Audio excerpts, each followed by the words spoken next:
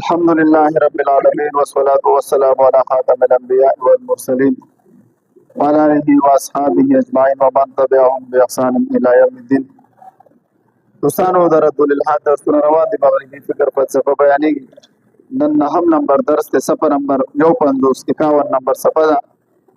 د رد الالحاد لپاره مفید اصول او د هغې وضاحت. په پروني درس کې دوستانو موږ ډېرې خبرې کړې وې د علت او د معلول په باره کې. ملحدین یو سوال کوي چې د علت او د معلول په منځ کې به څه وي؟ لزوم به وي چې علت وي معلول به نه وي. یو وخت داسې و چې الله تعالی موجود او دا کائنات نو پیدا کړی، نو دا خو الله دپاره نعوذ بالله وایي علت ناقصه ثابتوي. موږ د دې څه جواب کړی؟ چاته یاد دی؟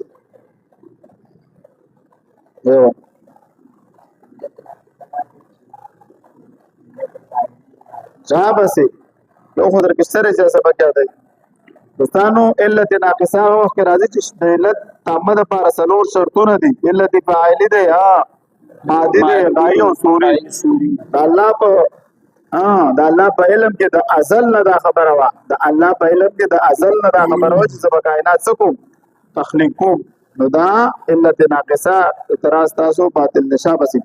ها اوس راځو دوستانو، موږ وایو چې د الحاد دپاره مفید اصول او ضوابط. تاسو چې د الحاد رد کوئ په کوم اصولو سره به کوئ د هغې وضاحت درته کوو دوستانو. د هغه دپاره څه اصول موږ راجمع کړي دي. څه کړي دي؟ څه اصول موږ راجمع کړي. دا زما مقاله د رد الالحاد د صفحه نمبر 51. نو د رد الالحاد دپاره مفید اصول او د هغې وضاحت. اول اصل یو څیز په پوهه او عقل کې نه راتلل د دې خبرې دلیل دی چې دا څیز به باطل وي. ډېرې خبرې دي زموږ په عقل کې نه راځي دوستانو. وضاحت پکې یعنې یو څیز ستا په عقل کې نه راځي، دا د دې خبرې دلیل دی دا څیز به باطل وي. مثال ځمکه 30.5 زاویه باندې ښکته ده، داسې د دې د املا داسې راښکته ده. 30.5 زاویه باندې داسې راښکته ده لکه املا چې د چا راښکته شي. املا کوبي هم لیدلي وي دقه شانته کې راښکته ده. په ده سره دا موسمونه تبدیلي راځي، ده سره دا ګردش کېږي دوستانو. ځمکه دوه قسمه ګردش کوي، یو محور کې او مدار کې. محور کې 24 غنټو کې تاویږي، مدار کې کال کې تاویږي. اوس دا زموږ عقل کې نه راځي چې دا ځمکه څنګه ته ګردش کوي، موږ له پته نه لګي. یا د بګ بینګ نظریه دی، دماکه وشو، خراب وشو، کائنات تخلیق شو، څه شو؟ هیڅ هم نه او بس بګ بینګ وشو، ماده پیدا شو، وسط ماده پیدا شو، دوی کې وجنګېدل او مخکې پیدا شو. اوس دا زموږ عقل کې په پوهه کې نه راځي. بس یا ایولوشن شو، ارتقا ورته وایي، ایولوشن ورته وایي. اوس دا وشو، اوس انسانان اول جراثیم چې شو چینجي ته بیا منتقل شو، بیا لاړه میانو ته، بیا په مزه وچې ته راله چرمښکۍ او دا منګکوري او دا شی نه راتله لاته بیا د جادوګان جوړ شو. اوس تاسو موږ ته نه جوړ، دا دغه ملحدان دي جوړ دي. د دوی دا نظر دی، زموږ دا نظر نه دی. موږ وایو الله تعالی وروسته خبرې روانې دي. الله تعالی د انسان تخلیق جدا شوی دی. چېرې الله تعالی د انسان تخلیق جدا کړی او دله عزت ورکړی دی. لیکن د ایولوشن دا نظر دی زموږ عقل کې نه راځي، خو یو ساینسي نظریه ده. نو موږ دوی ته وایو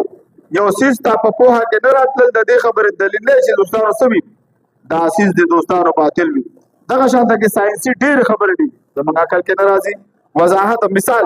سوال دلته اوس بعد لږ مونږ ته عبارت دا په اردو ژبه کې دی، دا پکې اوس موږ شامل کړی دی. دې ځینې ته عبارت شروع کړه. نو اول اصل څه شی دی؟ دا به تر په یادو سبا ټولو نه اورم.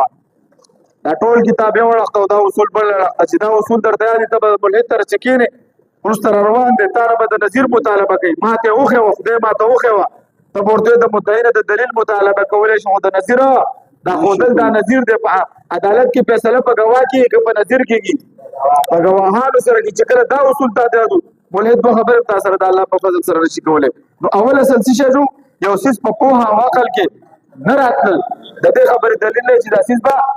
دا به یې په یاد یادوي. بس کوئ به شاباسي. سوال دلته سوال لازم شاباسي بگ بینگ په باره کې سوال ये कि एक बड़ा धमाका बिग बैंग जिससे ये सारी कायनात मुल्हिदों के बकौल इत्तेफाकन तख्लीक हुई, आपके अकल में कैसे समा गया? ये तो नामुमकिन बात है कि कोई चीज खुद बखुद बन जाए. دلته سوال لازم چې دا بگ بینگ وشو، یو غټه دماکه وشوه چې دا ټول کائنات وجود ته راغی. دا اتفاقا راغلی دی.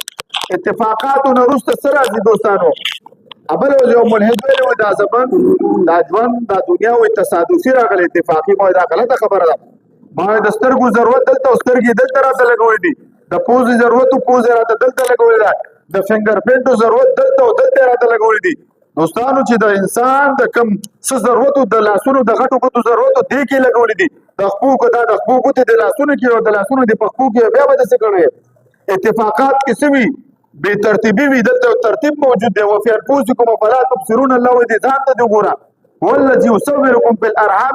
ويا كيف يشاء الله اذا مصور ما الله اذا تخليقار ما تاسو نه د چې دوستانو موږ د دومره خسته شکل صورتونه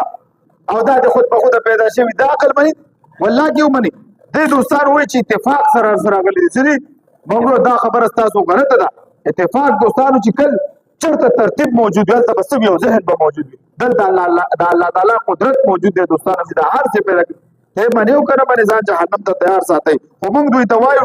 دوستانو په اتفاقات وردا نه کیږي دوستانو دا دون هر څه خود به خود پیدا شي الله چیلنج درکړي دي ام خلقوا من غیر شيء مې وای را سره ام هو الخالق آیات به وای ها الله تعالی وایي چې تاسو بغیر د خالق پیدا شوي د ځان په خپل پیدا کړی موږ نه راتل په اختیار کې دیو نه د چا هو چې دنیا ته راشم او د چا هو چې در پاتم هیڅ نه دی چې ټیم دی پوره شو یو سکن الله وی ولو یواخذ الله الناس بظلمهم ما ترك عليهم من دابه الله وی کچرانی ول مې کوله والله چرانی اوس د سرخ نشه هو یو نیټه دا نام چې ما مې الله مقرر کړی د دوستانو نو مخکې ځای عبارت پر شابه سي سائنسدان کہتے ہیں جب کوئی ستارہ بلیک ہول میں چلا جاتا ہے شابه سي سائنسدان کہتے ہیں جب کوئی ستارہ بلیک ہول میں چلا جاتا ہے تو اس میں زمان اور مکان نہیں کا سلسلہ ختم ہو جاتا ہے لیکن زمان اور مکان کا سلسلہ ختم ہو جاتا ہے لیکن ہم نے ابھی تک کوئی ایسی چیز نہیں دیکھی پورا د سائنسدانانو د نظر دا د یو چې د کائنات د هر یو سیاره باندې مرګ راځي سکیږي د سیاره باندې زمونږ د سیاره باندې مرګ روان دی سلورنی مربع کال وروسته به دا ختميږي دا ساينس نظر دی نور موږ له انرژي راکې سلورنی مربع کال نه سلورنی مربع کال به دا دی چې موږ به بریښت لاړو سبب دا سیاره به ختم شي موږ به د هر انسانیت بریښت ته انتقال کوو سبب د دوی خدا کې درنه چې قیامت را روان دي دار سره موږ خدا کې دلرو چې موږ چرته ځو جنت ته بزو دوی کوشش کوي چې هر انسان د مرګ نه مخلاص وسوګو موږ د مرګ نه خلاص کوو موږ ساينس ټیکنالوژي کې الله تعالی وایي چې تاسو هغه پلار د مرګ ځان نشي خلاصولای الله وی الذي خلق الموت والحیات دا حیات مرګ او ژوند ما پیدا کړي لبلوکم ايکم احسن عملا كل نفس ذائقه الموت په دا باندې بس کیږي په دا باندې مرګ بس کیږي هغه پلار د دې ځان نشي خلاصولای ټول ساينسدانان ان یوټرم د قبر نه پاسو دوستانو تاسو ځان نو دوی وی چې وسیاره بلیک هول ته لاړ شي بلیک هول کې دارا غونډ شي الته ټایم مکان او زمان ختم شي چې مکان او زمان ختم اوس تاسو د سې لیدلې دي چې د مکان او د زمان نه بغیر نه جی د سر ما خو نه لیدلې که تاسو لیدلې زما په خبرو پوي گئی زمان زمانه شو مکان زه د سې سنشت چې د زمان او د مکان نه باري نو دلته روسارو دا زمونږ عقل کې نه راځي لیکن ساينسدانانو موږ ټیک موږ په دې بعض علماء چې په دې موضوع نه پوهیږي هغه په دې ساينس باندې سیرت کوو بیگ بینګ مو ته یار بیگ بینګ یو نظر دی چې دې عقیده نه ده زه په نظر په تور د سره منم څه کوم عقیده په تور نه منم څه کوم ځکه بعضې لکه دا غامدي شو او دا بعضې ملګري د دوی نه متاثره دي بعضې ساينس زده ساينس نه چې متاثر هغه د ساينس هر یو دغه لپاره څه لپاره تیوري لپاره قرآن آیاتونه لټوي د دې بیگ بینګ لپاره دوی آیات لټوي سورة الانبیاء آیات نمبر 13 اعوذ بالله من الشیطان الرجیم اولم ير الذين كفروا ان السماوات والارض كانتا رتقا ففتقناهما رتقا وفتقوا يغرب السماء كوزوا نو رتق ارض کې وچرته ګوري به دغه رتق دی او دا فتق دی په دنیا بیگ بینګ وسو نه لګا رتق او د فتق مفسرین سو وضاحت کړي ابن عباس رضی الله عنه فرمایي چې د زمکه را بازار دغه کېدل نباتات میوه دغه شان کې فصلونه په نظر غوړېدل بر اسمان نه به بل راوړېدل الله تعالی وایي چې موږ دا جدا کړو دلته نه دنه فصلونه را پیدا کېدل شروع شو بر اسمان نه او بر راوړېدل شروع شو زما ما سره په خپل په واتس اپ کې شاګرد کو ا دې غامدي را متاثر نو ما ته چې دا خو د سیده په ویل یا دا بیگ بینګ نظریه باندې له دوه کې بل نظریه باندې سکیږي ور اول د قدیم فلسفه سره ضروري چې عالم څه شي دی نو ویرا سره کنه قدیم دی کنه هغه قدم د عالم نه دی قائل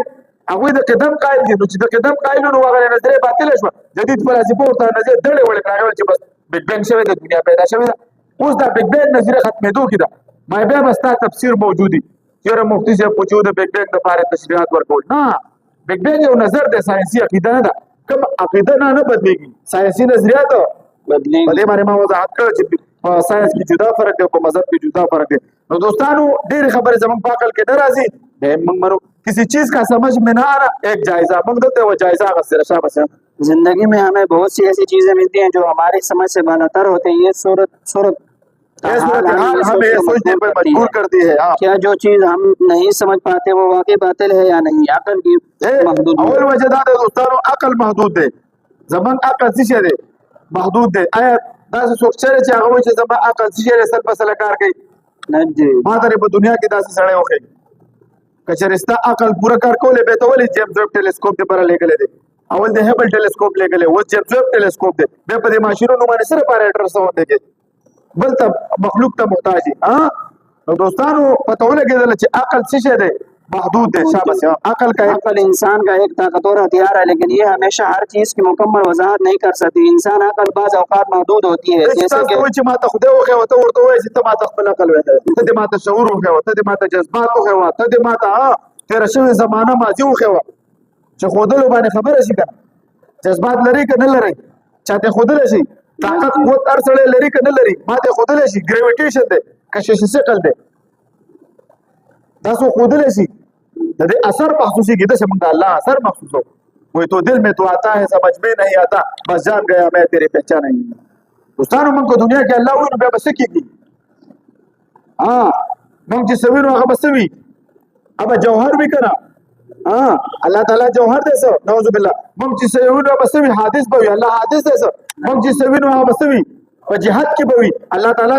به وي را سره جهاد نه پاک هغه جهاد نه پاک دې دوستانو په جهاد کې چې اوسې راځي دوستانو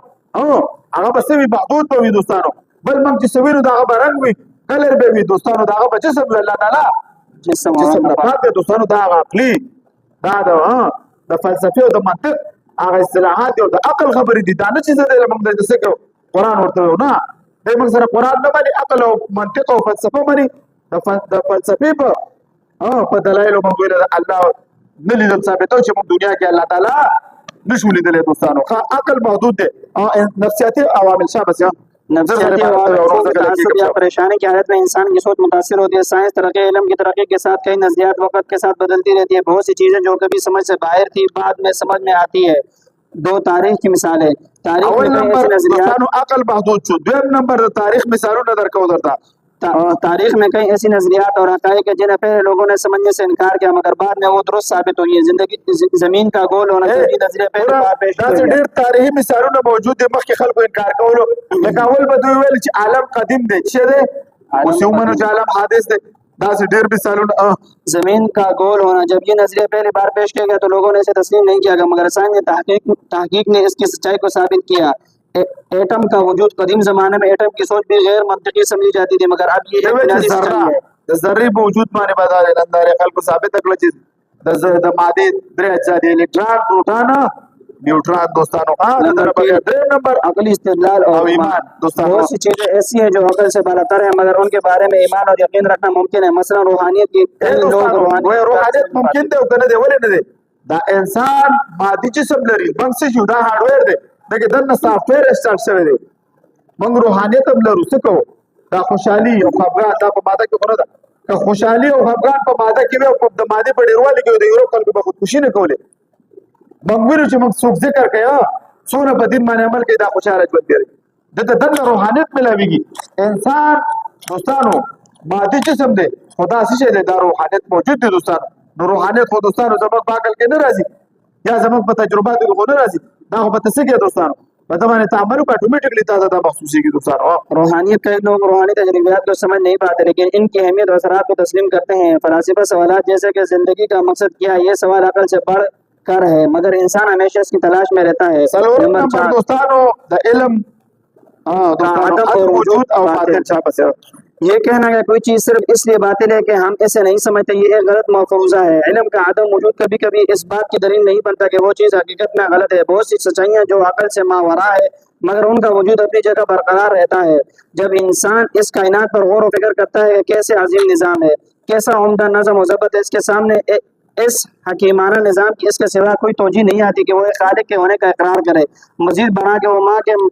माता इसके रिज़्क़ का बंदोबस्त वगैरह को देख कर जज्बा रहम का इदराक करने लगता है। सबसे बड़ी हकीकत इस सफ़र में जो इसके सामने उभरती है वो ये कि जब बीज बोया जाता है तो फसल उगती है, तो क्या मेरे अच्छे अमाल का भी बदला दिया जाएगा और बुरे को इसकी सजा? दुनिया में तो बदला नहीं मिल रहा, अच्छा को और ना ही बद को। दोस्तानो په دنیا کې کوئی چې څه کوي هغه بری به عمل د لارې بل ته چې دا کوم عمل کې د دې بدله ورته چرته ملایوي دا د قیامت په ورځ باندې د قیامت موجود باندې خپل دلایل دي دوستانو زموږ جسم کې ډېر خواهشات دي دا پوره کیږي اچھا خواهشات به پوره شي دنیا کې به د اتاره انسانان دي صحبت سي ودرې شي د خواهش پوره شي والله کله چې خواهش چې دنیا کې خواهش ته نه پوره کې پتوره کې د داسې کورشتره او الله تعالی څه کوي دارالسلام طرف ته تاسو ته دعوت درکړي دوستانو وہاں جنت موجود ہے جہنم موجود ہے اللہ دے بندے جہنم نہ اوسے اس طرح وہ غور کر کے عقل اسے یہاں تک رسائی کرا دیتی ہے کہ ایک دن ایسا ہونا چاہیے جو فیصلے کا دن ہو۔ انسان جب شعور کی عمر کو پہنچتا ہے اس کے لیے انتہائی اہم ہے کہ وہ دین کے فلسفہ و حکمت کے بعد چیزیں اچھی طرح سمجھ لے۔ مثلا یہ دنیا دارالامتحان ہے، ایک سلیم العقل اور سلیم الفطرت انسان جب پر دا دنیا دارالامتحان دا دارالخیر او دارالشر نه ده ها یو دے دارالخیر یو دے دارالشر یو دے دارالامتحان دا دنیا دارالامتحان دا دوستانو اوس یو سلیم العقل او سلیم الفطرت انسان چې کله د کائنات کې غور او فکر وکړي دا اتوماتیکلی وایي چې ربنا ما خلقت هذا باطلا سبحانك فقنا عذاب النار۔ جب اپنے آپ پر اور اس کائنات پر غور و فکر کرتا ہے تو اس کو جس حقیقت کا سبب سب سے پہلے ادراک ہوتا ہے وہ خالق کے ہونے کا احساس ہے کہ کیسے یہ حکیمانہ نظام چل رہا ہے۔ یہ سوچ سورج کا صبح کا روشنی سے منور کرنا، رات کو دن میں تبدیل کرنا، لوگوں کے لیے رزق حاصل کرنے کا سامان کر دینا، پھولوں اور درختوں کو زینت بنا دینا، سب اس روشنی کی وجہ سے چاند کو رات کی رہنمائی کرنے والا بنا دینا، آخر اس کی کیا توجیہ ہے؟ یہ تمام نظم و ضبط کیا اتفاق سے وجود میں آیا ہے؟ اس کا حکیمانہ نظام کی آخر کیا توجیہ ہے؟ ایک عقل مند شخص تو اس حقیقت تک پہنچ جائے گا کہ اس نظام کو کسی نے بنایا یہ ممکن ہے۔ سفر نمبر 3 عقل انسان کو اس بات کی رسائی دیتی ہے دا عقل ګوره دوستانو موږ به لږ لږ به تېر ویو ځکه چې کتاب غټ دی او موږ سره دوه ورځې دي هفته کې زر زر به ویو چې ټول کتاب عقل انسان کو اس بات تک رسائی دیتی ہے کہ ایک دن جزا و سزا کا ہونا چاہیے جہاں پوری کی پوری جزا دی جائے اور پوری کی پوری سزا، ورنہ جھوٹ زنا لوٹ مار کا سوائے آخرت کے جرم کوئی ثابت ہی نہیں کر پائے گا۔ چې ته آخرت تصور نه لرې ته غل ته غل په کوم انداز به غلا ته جرم ولې وې هغه وایي زما دا کاروبار دی چې دی غل وایي دا زما بزنس دی شرابي ته شراب خرڅونکي ته به ته وایي چې دا غلط کار دی وایي دا زما بزنس دی زناکار ته وایي هغه وایي زه اډه چلو په داسې پیسې ګټم دا د اخلاقو پیمانه ته چې مذهب د مې نو باسي تا سره څه دي معیار چې شي منبع ورته وایي چې منبع ورته وایي پښتو کې معیار ورته وایي تا سره څه دي عقل فیصله کوي د چا په عقل فیصله کوي هټلر ویل زه ټول نه ښه انسان یم څه کومه ظلمونه کول الاکوهان چنګیز خان اوس دا ټرمپ دی او داسې دا نتنیاهو دی اسرائیل دی وایي ډېر ښه کار کوم نو دوی ته غلط په څه شي وی دا عقل خو هغه وایي زه تا نه وایي ښه عقل لرم سیمه دا ته مذهب ویلی چې دا څه کوي په بل انسان باندې ظلم کول دا ناروا دي دوستانو تر دې چې اسلام موږ وضاحت کړی دوستانو چې په څه کې چې کافر سره به هم تر دې چې حشراتو سره به هم څه نه کوي ظلم به نه کوي او انصاف به کوي دا پیغمبر علیه السلام موږ ته ښودلي دوستانو اس حقیقت پا کر انسان کے اختیار کہتا ہے کہ مالک یوم الدین جزا اور سزا کا دن کا مالک اور مختار ہے، خالق کائنات جذبہ رحمت اور آخرت پہ یقین ہے، حقیقت انسان بغیر وہی کے حاصل کر لیتا ہے کیونکہ یہ باتیں انسان کو ودیت کی گئی ہے جنہیں وہ غور کر کے حاصل کر لیتا ہے۔ انسان کا سفر ایمان مزید جاری رہتا ہے کہ اسے احساس ہوتا ہے کہ جو رحم و کرم اس پر کیا گیا ہے اس کا وہ بھی احسان ادا کرے۔ یہ تو منطقی نتیجہ ہے، جب آپ کی کوئی خدمت کرے تو آپ اس کا شکریہ ادا کرتے ہیں۔ خالق کائنات نے پورا جہان انسان کے لیے مسخر کیا ہے کہ اس کی خدمت کرے۔ اب خدا کا شکریہ کیسے ادا کیا جائے؟ انسان اس کے سوا کیا سوچے گا کہ انسان اپنا ماتھا ہی ٹھیک دے مطلب سیدھا ہو لگے اللہ تعالیٰ دا اختیار کہتا ہے یا کنا عبد و یا کنا استعین صفحہ نمبر 55 کسی چیز کا سمجھ میں آنا کہ وہ باطل ہے کس چیز کا سمجھ میں نہ آنا اس بات کی دلیل نہیں ہے کہ وہ چیز باطل ہے۔ وضاحت انسان عقل محدود ہے اور ہر حقیقت کو مکمل طور پر سمجھنے کے لیے نہیں ہوتی ہے۔ ہمارے عقل سے بہتر چیزیں اس کائنات میں موجود ہیں جن کے بارے میں ہم پورے وثوق کے ساتھ کہہ سکتے ہیں کہ وہ حقیقت ہے، اگرچہ ہمیں ان کی تفصیلات باوجود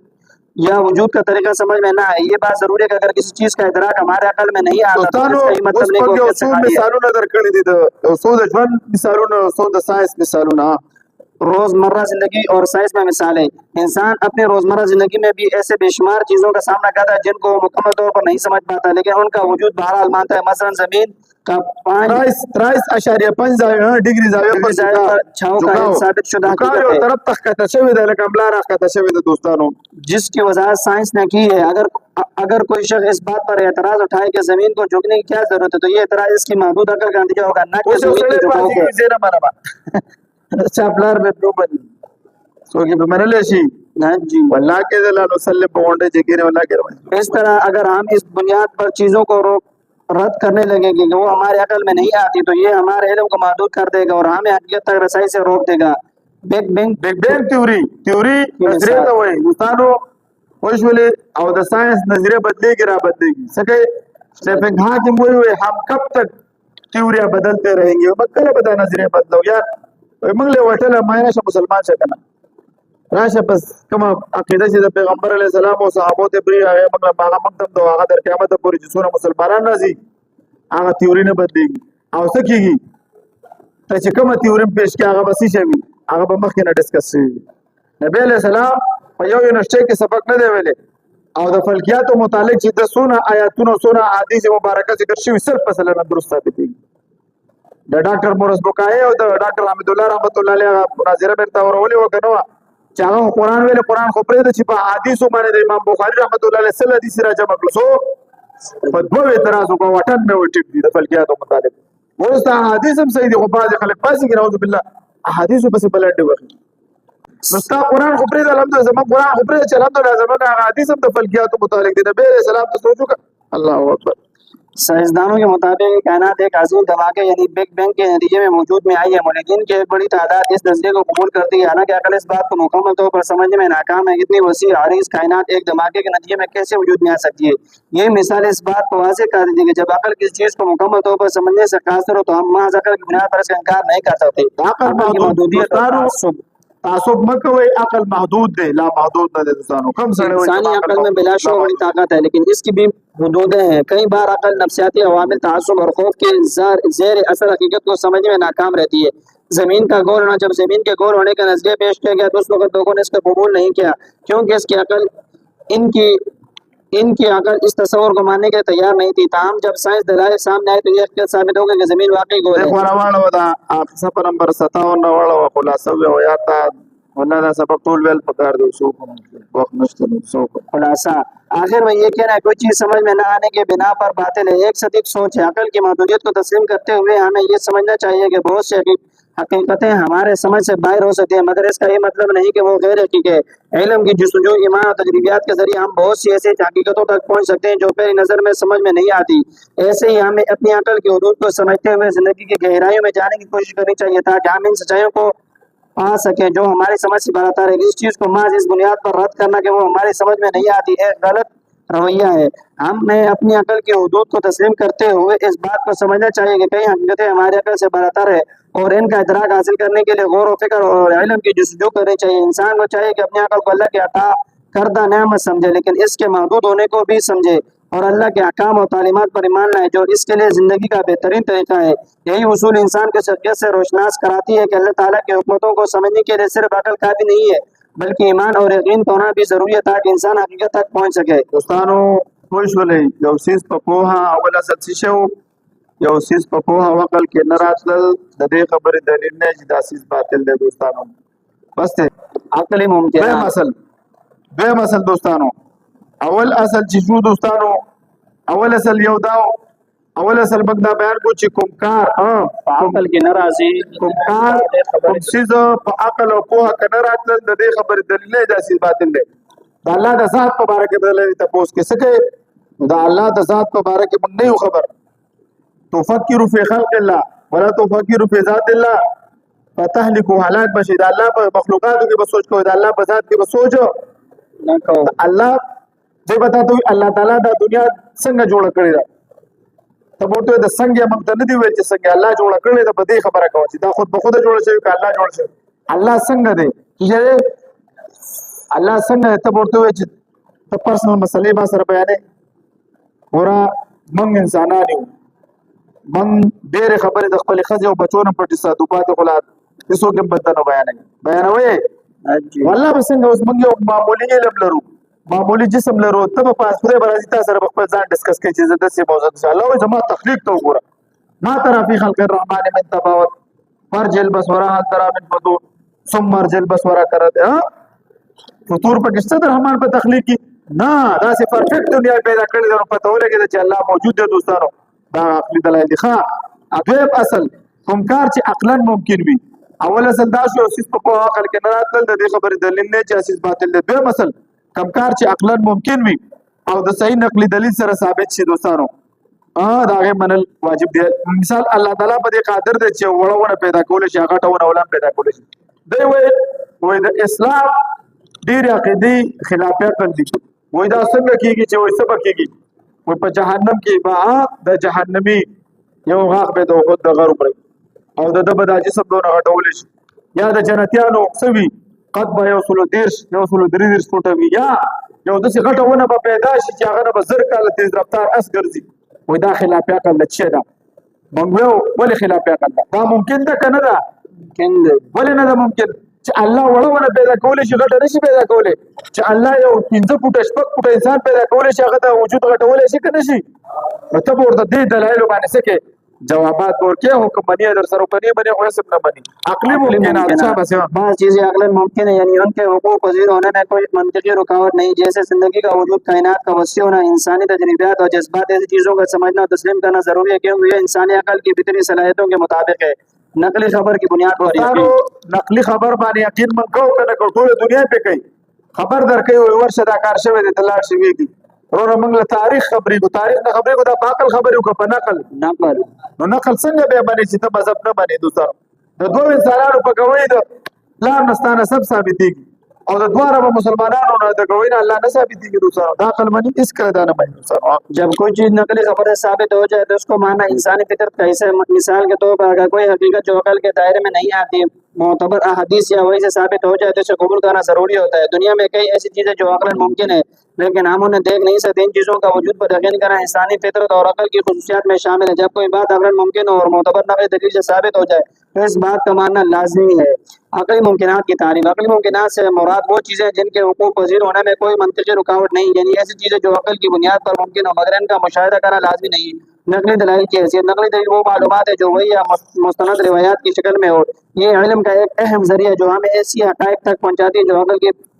पहुँच से बाहर हो सकती है जैसे गैब की बातें या दीनी अहकामात जब कोई चीज़ अकलन मुमकिन हो उसके बाद توجه سره کېنه ګنه ډېر غوړه هغه خبرې دي پکې خاصه بس जब कोई चीज अकलन मुमकिन हो और इसके बारे में नकली दलील मौजूद हो तो इसकी कबूलियत के अहम یو څو پهلو دي پدې کې یو څو توجیهات دي یو څو وضاحتونه دي پکې کله چې یو څه په عقلن ممکن وي او نقلي دلیل سره ثابت شي د دې یو څو هغه باندې وضاحت کو دوستانو یو څو پهلو باندې وضاحت کو ایمان په دې موږ یو څو وضاحتونه کو شابه اول عقل حمایت اول یو ایمان کا جز ईमान लाना दीनी उसूलों में एक बुनियादी अमल है इस्लाम में ये तालीम दी गई है कि हम अल्लाह की बातों और उसके रसूल की सल्लल्लाहु अलैहि वसल्लम की तालीमात को माने ये चीज़ें हमारे रूहानी तरक्की में मददगार साबित होती है अकल की हिमायत अगर कोई बात अकली तौर पर मुमकिन है और इसकी नकली दलील भी मौजूद है तो ये दोनों ज़राए एक दूसरे की तक़वीत देती हैं इसका मतलब ये है कि इंसान को ऐसी बातों को तस्लीम करना चाहिए जो इसके अकल के दायरे में आए یو درته عقل مطابق هم دا نقل نم ثابت شي دا غنور هم ته پیدا درکړه لکه دا الله وجود عقل مو یو نقل مو چې الله موجود دی نقل وی چې قران دی قل والله احد الله صمد لم يلد ولم يولد قالت رسولهم في الله شك فاطر السماوات والارض قال يا قوم اعبدوا الله ما لكم من اله غيره دونه ایتونه دي دا الله د توحید مبارک دا نقل دی عقل چې دی دا ټول د ځان تو ګوره هر څه لپاره سببي دا ټول کائنات چې راوړي دا یو جسم دی د دې لپاره سبب الله تعالی دی نو چې اوسې په عقل او نقل سره ثابت شي دا غوته ته نورم دوستانو څه کوي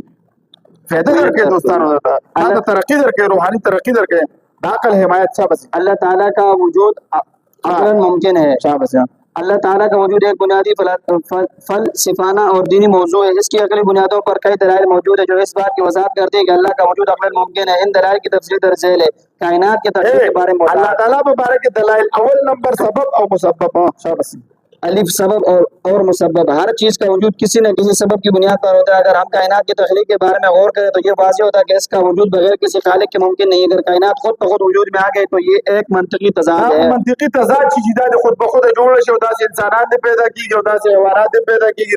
د دې انواع جدا دا او جدا جناس جدا ورو په دې کائنات کې توازن موجود دی ورو ها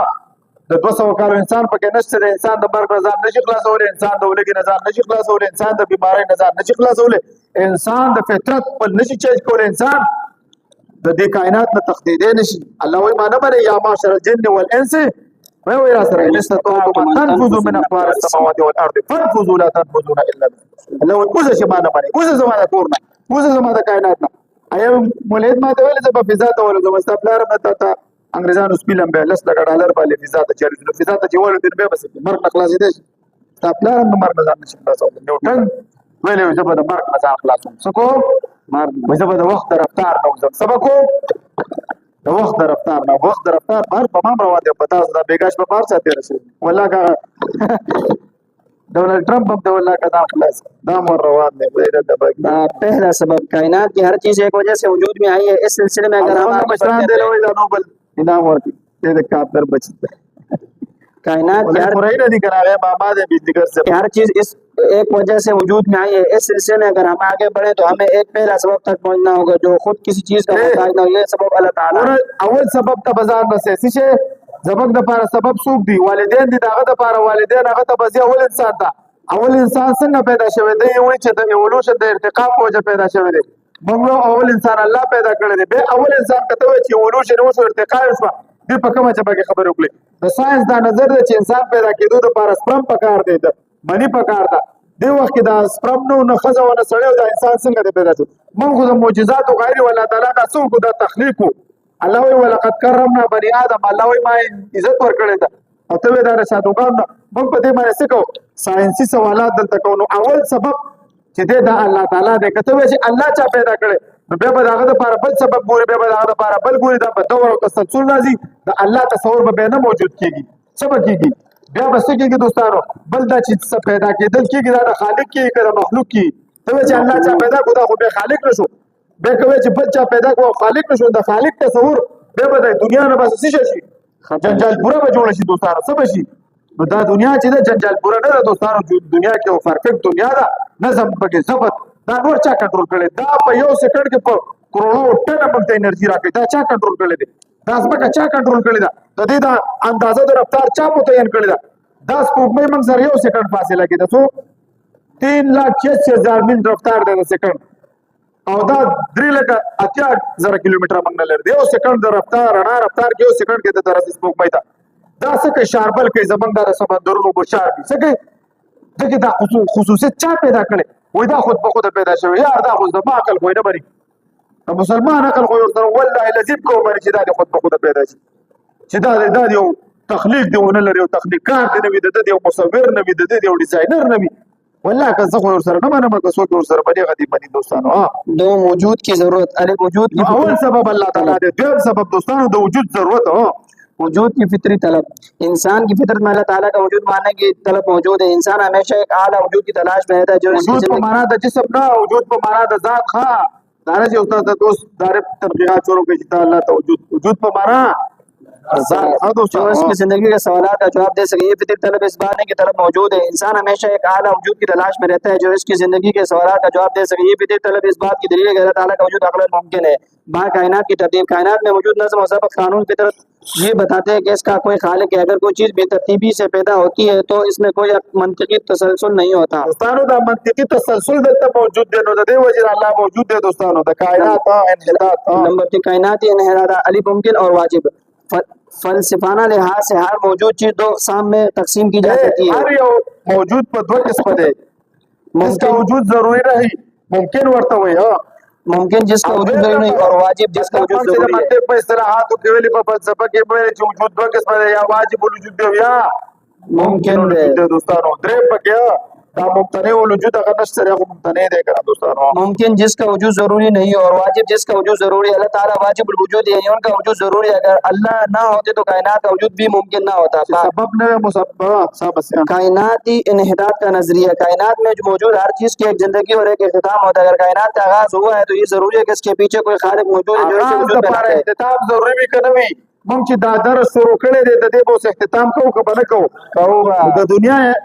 څه شی آغاز شوی د دې اختتام به څوک کوي دوستانو موجود دی چې زما ورته नंबर څلورم 4 نمبر मानवी और अखलाकी बुनियाद। अल इंसानी अखलाकियात, इंसानी माशरती उसूल और कानून और अखलाकियात का वजूद भी इस बात की दलील है कि एक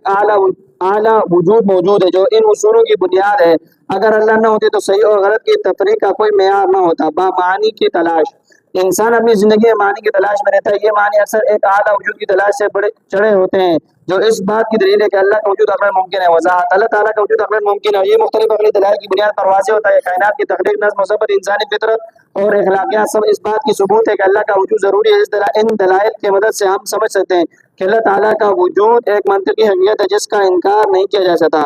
द्रेम असल